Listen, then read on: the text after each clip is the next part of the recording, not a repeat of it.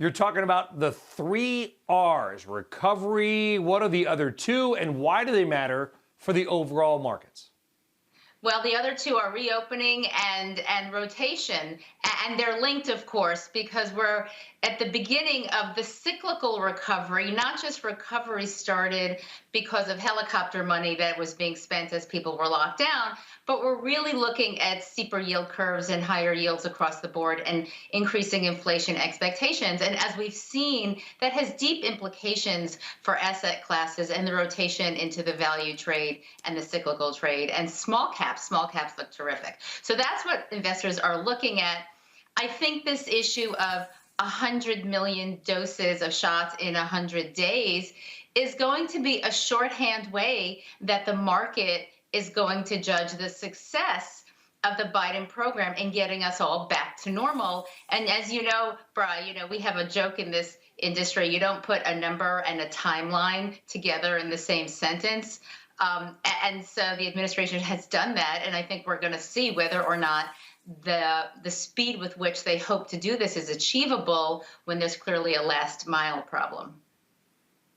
Yeah, that's the problem. We are almost on that pace right now. I mean, we're about at 900,000 per day. So I'm not very good at math, but if you have 1 million a day over 100 days, there you go. We're just under that. We need to ramp it up just a bit because, Alicia, I think what you're saying is, as we've said for months now, the only economic data that really matters is the health data, because health data is the economic data.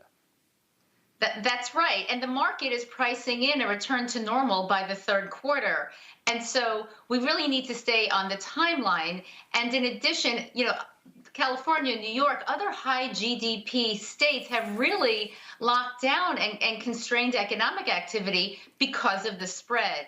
So you start from first principles again, and that's containing the virus and that's getting people vaccinated. So that's something the market's looking at, but also the market's looking at earnings and the market's looking at stimulus. And those are the three big things. So earnings are coming in much better than expected. I think earnings expectations need to be moved higher for the second half of the year because revenue often grows arithmetically, but earnings can grow geometrically. And we saw that on the way down, and it will be the same thing on the way up. So the market's looking at earnings. And then on top of that, the promise of stimulus. $1.9 trillion is about double what Wall Street was expecting for a rescue package. And that, as you see, has really ignited animal spirits in the consumer sectors. Yeah, speaking of animals, I mean, I feel like I should have an eagle or maybe an owl at this hour. I don't know, Alicia, on my shoulder, because I love this country. I want this country to do so well. And our stock market has done well. But, we've both been doing this a while. You look at valuations. I'm not saying they're looking toppy. It's not my job, but we've made a lot of money lately. Are there any better opportunities outside of the United States? We rarely talk about emerging markets anymore. There's a lot of markets that have been ignored. And I just wonder if their multiples are a little more attractive than ours may be. Yeah, that's right. So the kind of the pain trade for the last decade was emerging markets and really overseas markets, because the U.S. market really took over the entire conversation in the investing universe, particularly as the dollar strengthened. And so investing overseas requires a view on the U.S. currency. And so we think that the U.S. dollar goes weaker because we have a ton of liquidity in the system from the Fed and from the U.S. government on the fiscal side. And with a weaker U.S. dollar, emerging markets look very attractive. So we think that's an interesting place. We think developed Europe and the UK. The UK is one of our favorite markets right now. It's a little bit counterintuitive. I think the UK is a really great place to invest capital. And small caps are not done. Small caps on the way out of a recession tend to outperform for close to 18 months. So small caps are not done. They may take a pause because of the speed with which they've moved, but we like the small cap space. And of course, tech. We're digitizing. PEs will come in as yields move higher, but earnings are going to propel forward. And so that's what's going to get your stocks higher. Not so much the PEs, but the earnings. You talk about the UK and health data being economic data, Alicia. The UK is the only large country that has done better than us in their vaccine rollout. You got Israel, Bahrain, and the UAE.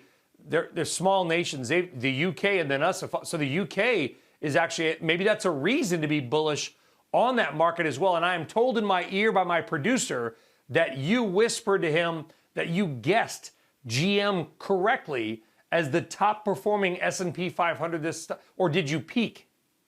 No, I didn't peak. I guess I knew it was a couple of autos and oil, because you can see the outperformance of those old economy, sort of not sexy sectors that are really powering the market this year. I mean, already they've outperformed the top 5 tech stocks, not including Tesla.